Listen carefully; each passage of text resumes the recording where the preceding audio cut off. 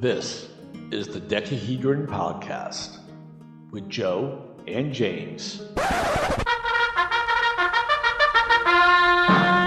Mailcall from the United States of America. Our last piece of feedback, which is again from Jason, but this time it was about our WhiteStar RPG review, which, I wanted to address that a little bit too. We gave it kind of a sideways thumbs, both of us did actually. And after it aired and everything, I was thinking about it. I want to upgrade that to a thumbs up with the caveat of, if you are looking for the very specific experience of playing a Star Wars type campaign using D&D type rules, I think it's excellent for that. That's just not something I want to do. But if you are looking for that specific experience, I'd give it a thumbs up for that. Well, I'm actually going to throw in one of your old terms.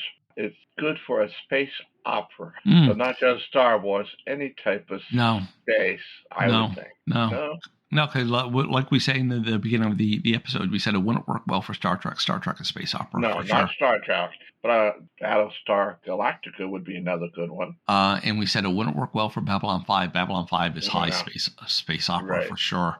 It even has the fun costumes. Would work for Battlestar. No. But I'm gonna agree with you, Babylon. Babylon had so many, like you said, high level things where some of the actual people within Babylon was godly like powers. No spoilers. I said they had godly like powers. I didn't give a spoiler. Did you hear that they're remaking Babylon 5? I didn't hear that yet. I'll have to look into the web. They are remaking Babylon 5. I am so excited because that show had so much promise, and I think it went off the rails when they lost what's his name, the first commander, and had to bring on Bruce Boxleitner instead. And then it started to find itself again, and then it got lost again because it was under the threat of cancellation every year, that they never were really able to follow the arc that they wanted. Anyway, we're getting sidetracked. Let's listen to Jason talk about WhiteStar. Well, talk about us talking about WhiteStar. Hey guys, listen to your WhiteStar review on the way to work this morning, and just want to call and say I appreciated it. My OSR October last episode is coming up this Saturday. What's that, the 29th, I think? And I'm going to be talking about a different science fiction OSR game, so that's more Star Trek based. So make sure you tune in for that. As far as the idea of not putting modules or settings in rule sets, I can see that some rule sets, of course, are designed around some settings. So, there's that. But I definitely can see that. I mean, one advantage of Tunnels and Trolls, especially the early editions of Tunnels and Trolls, is other than being a medieval time period, there really isn't an implied setting. Now, as far as an adventure, though, I do appreciate it when a good adventure is put in, because it shows how the designer expects the game to be played, and it shows the kind of threat levels they're looking at, things like that. So I think there is an advantage to an adventure, just like I really like examples of play. One of the problems I have with OSE is there aren't examples of play in there compared to, say, Labyrinth Lord or the original BX. So keep up the great work. Really enjoying the show, and I'll talk to you guys soon. Hey, Jason, thanks for that feedback. What are your thoughts, James? I'm liking everything he's saying because he's disagreeing with you. I love the idea. I am totally for the idea of adventure setting, and I haven't seen it in a lot of books, especially lately, where they actually gave you examples of how plays go. I missed that in some because some of these rule sets are very confusing. The settings, Joseph likes his own world in his own settings. I love reading other setting from other writers, from any genre. If there's a setting, Dark Sun, what was the haunted one from D&D? I'm not remembering his name now. Ravenloft. Reading some of those stories made it interesting. It's like reading a book in some cases. Well, James, don't go too deep in that, because we have that's on the episode list anyway about settings. But that's not what I was saying. I'm not saying I'm anti-setting, although you gave away the. But you are. Give away the onion there. I kind of am. But I don't think that nobody should publish any settings, right? I'm not saying that. I'm saying I don't like them included in the core rulebook. That's what I'm saying. By all means, have it. And in the core rulebook, say, if you want to see our default setting, download this free PDF. No problem at all. Hey, buy this additional book. It's only a couple bucks. Buy that one. I just don't like it. And same thing with the adventure. I have no problems with adventures existing.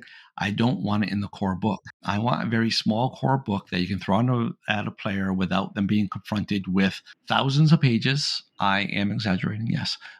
Thousands of pages, although D&D 5th edition is just about 1,000 page exactly for all 3 core books. But how many new books are there, though, after that? I don't care. I'm not buying a game where I have to read 1,000 pages, which is one of the reasons I haven't gotten into 5e. I'm not investing that much time into learning how to play a game. Anyway, that we're getting off topic. So I'm just saying, take them out of the core book, make them its own thing. Especially things like that are really Dungeon Master, Game Master topics. They don't need to be in the core book. That's why I would love a separate player's book and a separate GM book. Like for Lucky 7, that is the way I'm thinking about going. Although I understand it adds expense. So tell me about this idea, James. Did you ever see the Traveler Double Adventures?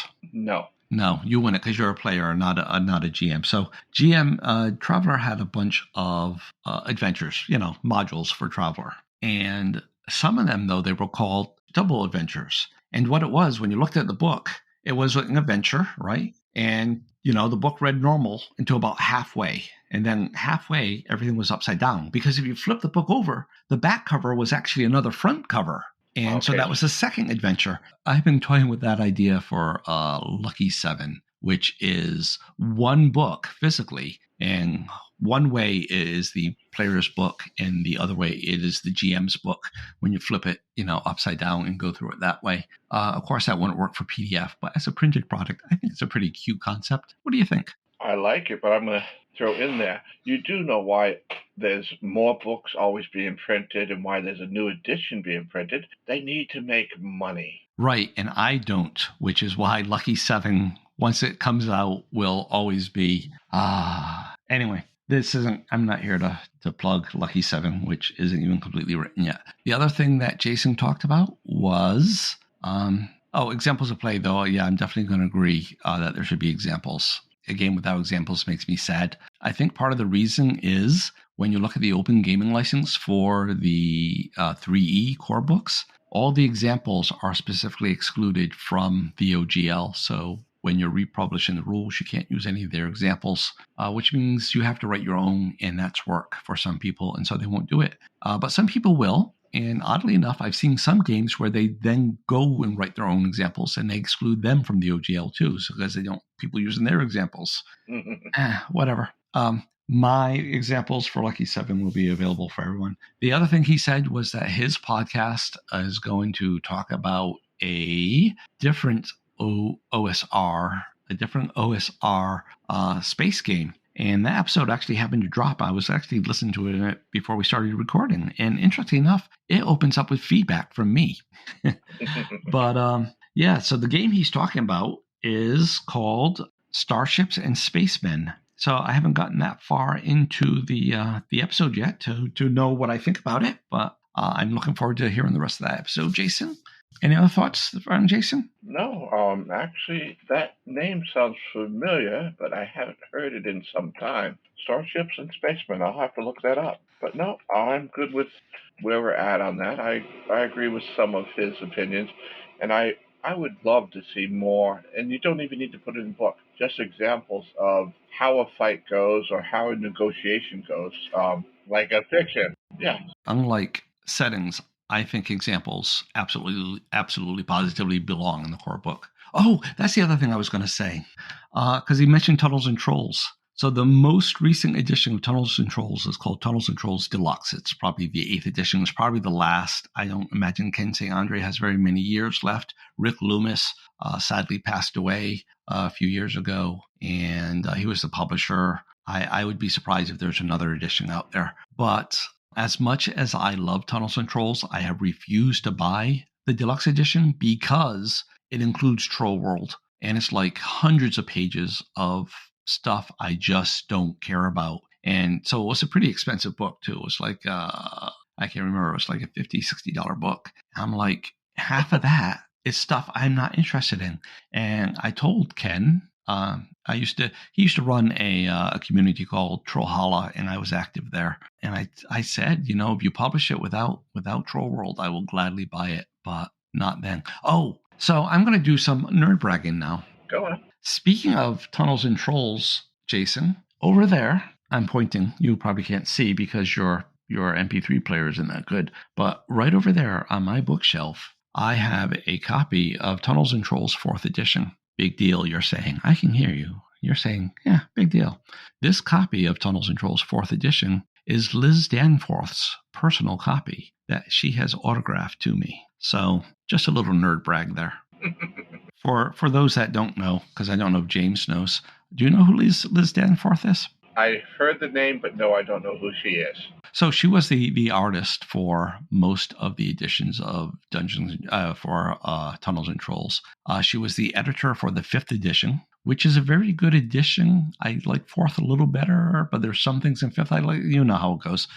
She also was the artist. She did a lot of art for Magic the Gathering, the trading card game. So yeah, so she's an artist, rule writer, cool person. That's who she is. And I have her personal playtest copy from 4E. She was one of the original Tunnels and Troll players down there in Arizona when Ken Andre was writing the game. Brag, brag, brag. Brag, brag, brag. Why have cool stuff if you can't brag about it? Okay. I think that's the end for today, or is there another one we have to listen to? We have one more thing. It's an email from Sam, and Sam says, in the episode the other day, Joe said he had a favorite module, but he never said what it was. I'm guessing that it's Expedition to the Barrier Peaks because he likes Star Trek so much. But I want to know, what is it? Well, that is a good question, Sam, and you're right. I never did say what it was. Instead of saying, I think what we should do is one of those feed-forward things. Why don't you, the listener, and James, let us know what your favorite modules are, and we'll do an episode where we just talk about different modules here and there, and in that episode, I will reveal my favorite. I think that's it for this week. Thanks for joining me, James. You're welcome, Joe. Hopefully we can do this again in the near future. Ladies and gentlemen, thank you for listening, and have a good day. Have a great day, everyone. Thanks for listening. Bye. Bye. Another mail call will be coming your way the next time you hear... Send us feedback by emailing feedback@decahedron.com.